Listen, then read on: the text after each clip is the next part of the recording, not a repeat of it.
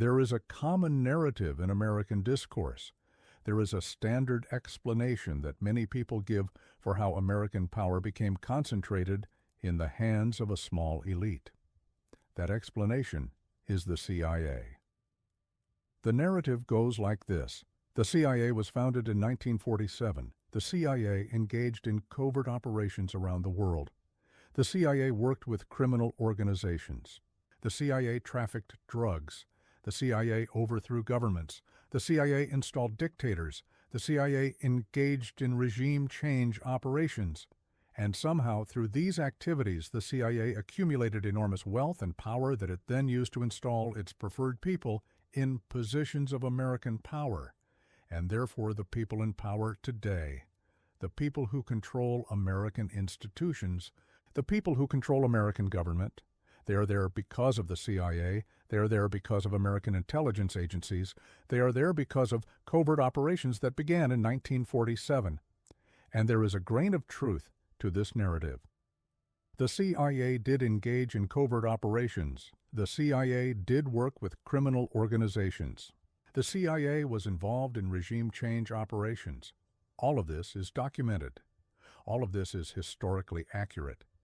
And because there is this grain of truth, people accept the entire narrative. People accept that American power concentrated in the hands of an elite is the result of CIA operations beginning in 1947.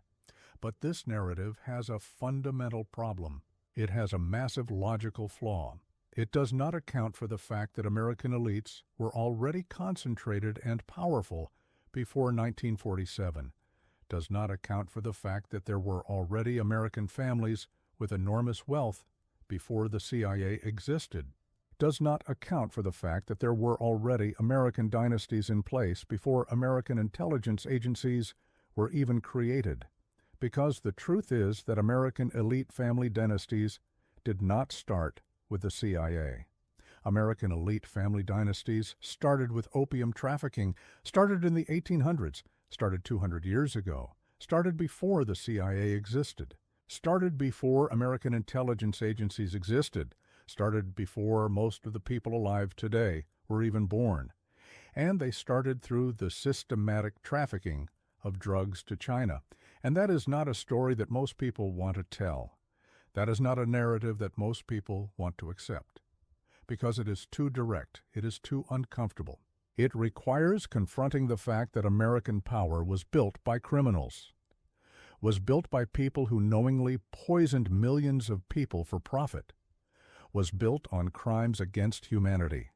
And so instead, people tell the CIA story. People construct a narrative where American power is the result of intelligence agency operations. People construct a narrative where power concentrated in elite hands is a relatively recent phenomenon, beginning in 1947.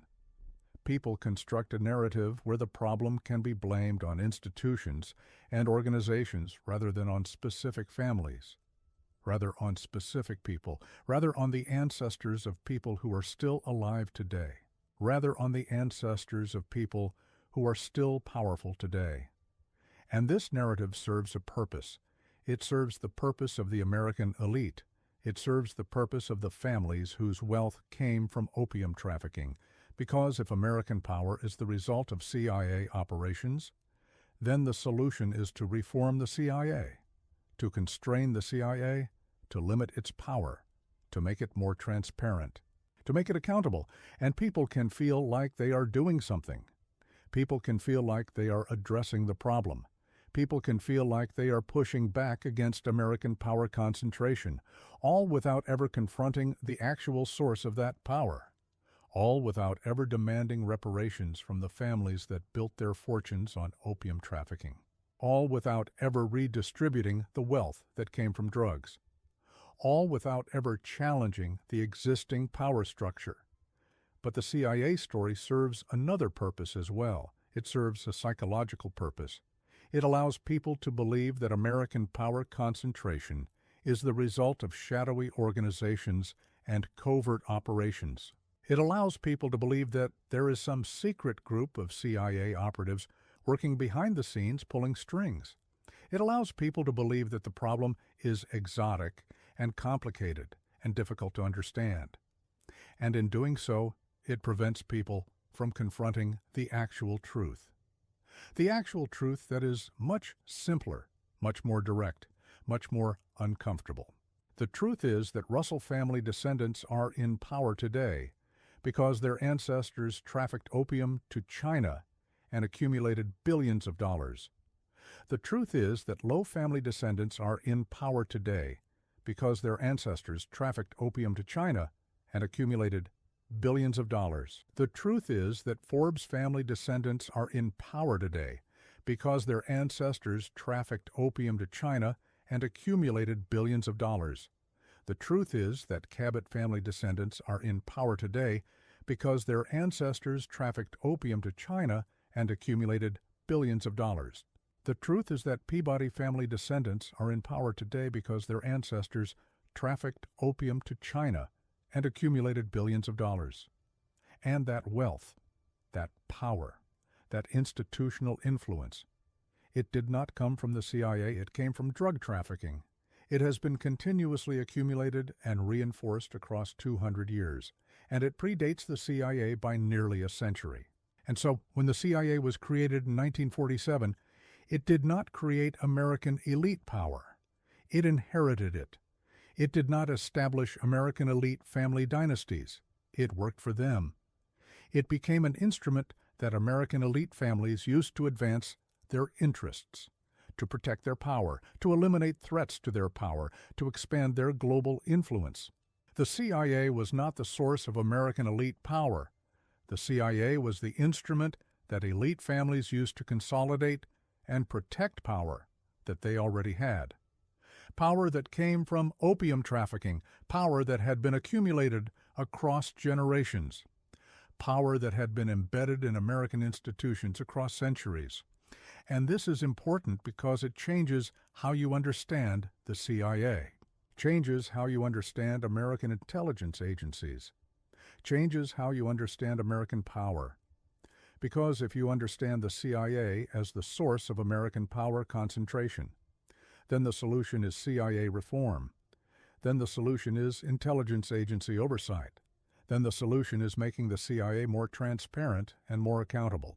But if you understand the CIA as an instrument that elite families use to consolidate and protect power they already had, then the solution is very different.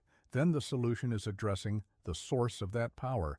Then the solution is redistributing the wealth that came from opium trafficking. Then the solution is holding the families accountable. Then the solution is transforming the institutions that those families shaped. Now consider what happened when the CIA was created. Consider what the CIA actually did. The CIA did engage in covert operations, but those covert operations were overwhelmingly designed to protect American business interests, designed to protect American corporate profits, designed to expand American corporate access to resources and markets around the world. And who benefited from those operations? Who benefited from the CIA protecting American business interests? American elite families, the families whose wealth came from opium trafficking, the families who used that wealth to establish businesses and corporations and financial institutions, the families who needed the CIA to protect their global interests. So the CIA regime changed operations in Iran in 1953. Who benefited? Who was trying to access Iran's oil resources? American corporations, corporations that were controlled by elite families, corporations in which elite families held board seats and investment stakes, corporations whose profits would flow to elite family shareholders. The CIA operations in Guatemala in 1954. Who benefited? American fruit companies, which wanted to access Guatemala's agricultural resources. Who benefited from the American fruit companies' success? The families who owned the fruit companies, the families whose shareholders profited from the operations. The CIA operations in Chile in 1973. Who benefited? American copper mining companies and American financial interests. Which companies? companies controlled by elite families, companies from which elite families benefited. And on and on and on. Every major CIA operation served the interests of American businesses, and every major CIA operation benefited American elite families. And none of these operations would have been necessary if there were not American elite families with global business interests that needed protection. None of these operations would have occurred if American elite families did not have access to American government and could not direct American foreign policy toward advancing their interests. And so the CIA is not the source of American elite power. The CIA is the instrument that American elite families used to protect and expand power that they already had. Power that came from opium trafficking, power that was accumulated across generations, power that was embedded in American institutions. And this brings us to the fundamental point, the fundamental truth that people do not want to accept. American elite family dynasties, the dynasties that control America today, did not start with the CIA. They started with opium trafficking, started 200 years ago, started with families like Russell and Lowen Forbes and Cabot and Peabody. Started with those families engaging in systematic drug trafficking to China, accumulating billions of dollars. Investing those dollars in American institutions, using that wealth to shape American government and American culture and American business, and then using their positions in American institutions to direct American government policy and American intelligence agencies toward advancing their interests. And the people who control America today, the people who sit in the Federal Reserve, the people who sit on the boards of major corporations, the people who hold positions of power in American government, the people who shape American foreign policy, the people who decide what American intelligence agencies do.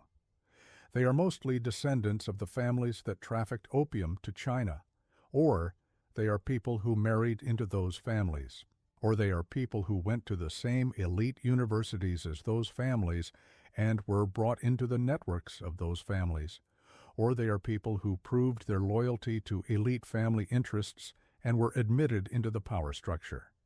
And none of this would have happened, none of this would have been possible, if not for the foundation of wealth and power that came from opium trafficking, if not for the 200 years of generational wealth accumulation, if not for the deliberate shaping of American institutions in ways that ensured elite family power would be reproduced across generations, if not for the systematic exclusion of ordinary people from positions of power and influence. And this is why the CIA story is so appealing. This is why people prefer the CIA narrative. Because accepting that American elite power came from drug trafficking, accepting that it was built by families that deliberately poisoned millions of people, accepting that it is sustained by descendants of those families, accepting that transforming American power requires confronting those families and demanding accountability and demanding reparations. That is a difficult truth to accept. That is a truth that makes most people uncomfortable. That is a truth that requires action. That is a truth that people would prefer to avoid. But avoiding this truth means accepting American power concentration as permanent, means accepting that American elite families will continue to control America, means accepting that ordinary people will continue to be excluded from power and influence, means accepting that wealth and opportunity will continue to flow upward toward elite families, means accepting that the American system will continue to prioritize the interests of opium trafficking descendants over the interests of ordinary people. Now let me lay out the documented historical timeline. Let me show you exactly how American elite family dynasties were established through opium trafficking before the CIA even existed. 1790. The United States Constitution is adopted. America is a newly formed nation. There is no American elite power structure yet. There is no American aristocracy. There is no American dynasty. But there is opportunity. There is the opportunity to accumulate vast wealth through international trade. and merchants are already beginning to explore trade routes, are already beginning to identify opportunities for profit, and one of the most profitable opportunities is opium. 1800. American merchants begin trading opium from Turkey and India to China. The profits are extraordinary. An American merchant with $5,000 can purchase opium and bring it to China and sell it for $25,000, a 500% return on investment. And merchants are not content with $5,000 of investment. Merchants want to invest more. Merchants want to expand operations. Merchants want to accumulate enormous fortunes. 1810. American opium trading is well established. Samuel Russell founds Russell and Company in Guangzhou. Abiel Abbott Lowe joins the company. Warren Delano begins his career in the opium trade. The Boston Brahmins, the merchant families of New England, are organizing themselves into a coordinated trading network. They are trading opium with enormous profits. They are beginning to accumulate what will become the foundation of American family fortunes. 1820. American merchants are dominating the opium trade to China. The Russell family, the Lowe family, the Forbes family, the Cabot family, the Peabody family, the Cushing family, the Weld family, the Astor family. These families are collectively controlling American opium trafficking. The profits are flooding into American Northeast, flooding into New England, flooding into Boston and New York and Philadelphia. And these families are becoming wealthy, becoming extraordinarily wealthy, becoming wealthy enough to begin investing in American institutions. 1830. Warren Delano Jr. is head of Russell and Company in Guangzhou. The company is trafficking thousands of chests of opium annually. The profits are staggering: $10 million, $15 million, $20 million accumulated in a single family. This is wealth that would have taken centuries to accumulate through legitimate trade. This wealth is accumulated in decades through opium trafficking. And now these families are ready to take the next step, ready to bring this wealth back to America, ready to invest it in American institutions, ready to begin the process of transforming drug trafficking wealth into legitimate power.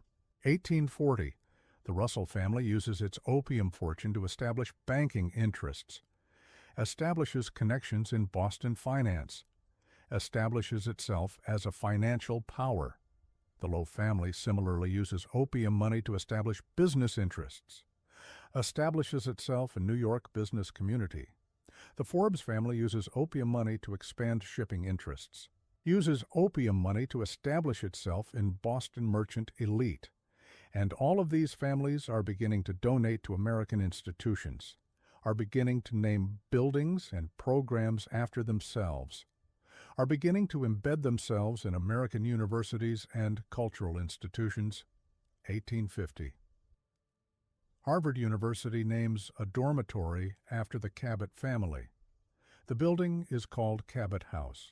It is built using donations from the Cabot family, donations made from opium trafficking profits, and students will live in Cabot House for generations, will consider it an honor, will not know where the money came from, will not know it came from poisoning millions of Chinese people.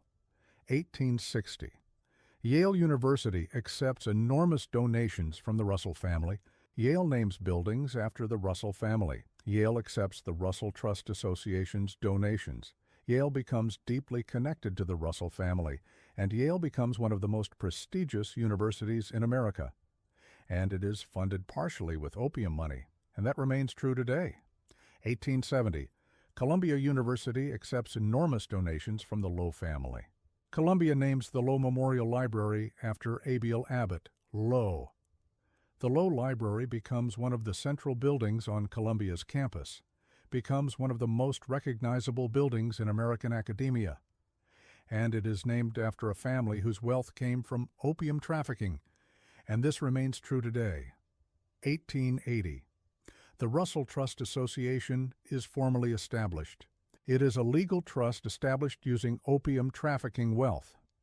The Russell Trust Association funds Yale secret societies, funds Skull and Bones, ensures that American political and economic elites will be trained and networked within Yale's exclusive secret societies.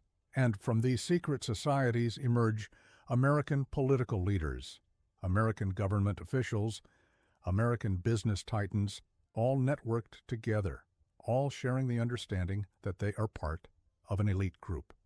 And the foundation of this network was opium money, 1890. The Peabody family uses its opium fortune to establish the Peabody Institute in Baltimore, establishes itself as a major patron of American culture and education, establishes itself as one of the major philanthropic powers in America. And all of this is funded with opium money. All of this is built on the foundation of crimes against humanity. 1900. American elite family dynasties are firmly established. The Russell family is one of the wealthiest families in America. The Low family is one of the wealthiest families in America. The Forbes family is one of the wealthiest families in America. The Cabot family is one of the wealthiest families in America. The Peabody family is one of the wealthiest families in America. And all of these families have positioned themselves in American institutions. All of these families have embedded themselves in universities and banks and cultural institutions. All of these families have begun the process of ensuring their descendants will inherit power and wealth. And all of this happened before the CIA existed. All of this happened in the 1800s. All of this was established through opium trafficking. 1930. By the time of the Great Depression, American elite family dynasties were 130 years old. They had been accumulating wealth and power for more than a century. They had 200-year plans. They had generational strategies. They had trust funds and institutional control. They had shaped American institutions in their image. And then the Great Depression came. And during the Great Depression, the Russell family, the Low family, the Forbes family, the Cabot family, the Peabody family, they all remained wealthy. Their fortunes did not disappear. Their power did not evaporate. Their institutions did not fail. Instead, their wealth became even more concentrated. Their power became more absolute. Because ordinary people lost everything, while the elite families preserved their wealth. 1945. World War II ends. American elite family dynasties have weathered the Great Depression, have maintained their power through World War II, have positioned themselves to dominate the post-war world.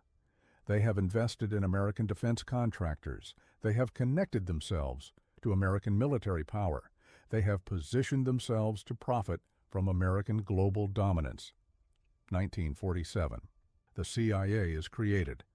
But American elite family dynasties are not created in 1947.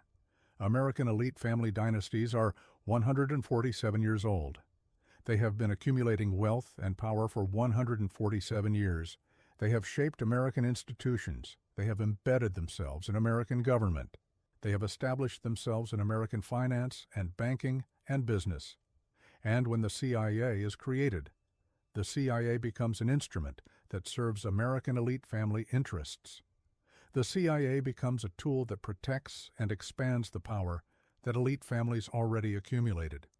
The CIA becomes the mechanism through which elite families project their power around the world. 1950. The CIA orchestrates the overthrow of the democratically elected government of Iran. The official narrative is that the CIA acted to prevent Soviet influence in Iran, but the reality is that the CIA acted to protect American oil company interests in Iran, interests held by major American corporations, corporations controlled by elite families, corporations from which elite families profited. 1954. The CIA orchestrates the overthrow of the democratically elected government of Guatemala. The official narrative is that the CIA acted to prevent Soviet influence in Guatemala, but the reality is that the CIA acted to protect American fruit company interests, interests held by major American corporations, Corporations from which elite families profited, 1973. The CIA assists in the overthrow of the democratically elected government of Chile.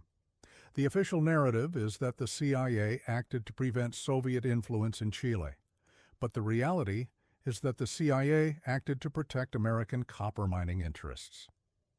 Interests held by major American corporations, corporations controlled by elite families, corporations from which elite families profited.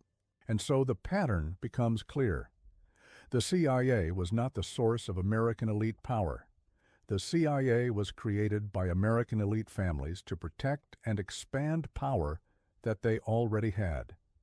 Power that came from opium trafficking, power that was accumulated across generations, power that was embedded in American institutions, and the CIA's covert operations around the world, all of them, every single major operation, was designed to protect the business interests of American elite families, was designed to expand the profits available to American elite families, was designed to ensure that the wealth and power of American elite families would continue to accumulate indefinitely. Now consider what this means. Consider what it means that American elite power did not start with the CIA, did not start with intelligence agency operations, started with opium trafficking, started in the 1800s, started with families that deliberately poisoned millions of people for profit, and that power has never been confronted, has never been challenged, has never been held accountable. The American government has never demanded that opium trafficking families provide reparations. American institutions have never acknowledged the crime. American universities have never renounced the donations that came from drug trafficking. American society has never grappled with the reality that American elite power was built on crimes against humanity, and instead the CIA story persists. The narrative that American power concentration is the result of intelligence agency operations. The narrative that if we could just reform the CIA, if we could just make it more transparent and accountable, then everything would be fine. Then American power would be properly distributed. Then American democracy would function properly. But this is a lie. This is a fundamental lie. Because American power concentration is not the result of the CIA. American power concentration is the result of opium trafficking, wealth being converted into institutional power, and then being preserved and reinforced across generations. And until that underlying reality is confronted, until American elite families are held accountable for opium trafficking, until reparations are demanded, until wealth is redistributed, then American power concentration will persist, will continue to underlie American politics, will continue to shape American institutions, will continue to determine American foreign policy. And this is why this truth matters. This is why you need to understand that American elite dynasties started with opium, not with the CIA. Because once you understand this truth, once you accept this truth, then you can begin to demand change, can begin to demand accountability, can begin to demand that opium trafficking families provide reparations, can begin to demand that wealth accumulated through crime be redistributed, can begin to demand that American institutions acknowledge their opium-tainted origins, can begin to demand that American power be transformed. Subscribe because the final piece of the puzzle is understanding that American elite power predates the CIA by nearly a century. Because once you understand this truth, everything else becomes clear. The structure of American power, the concentration of wealth, the exclusion of ordinary people, the shaping of American institutions, all of it becomes explicable through the lens of opium trafficking, wealth being converted into power. And all of it becomes changeable once people understand and accept the truth. And once enough people understand the truth, once enough people demand accountability, once enough people refuse to accept a system built on opium crimes, then American power can be transformed. Then American institutions can be rebuilt. Then American society can be reorganized around principles of justice rather than principles of inherited privilege. And that transformation begins with understanding the truth about how American elite dynasties actually started.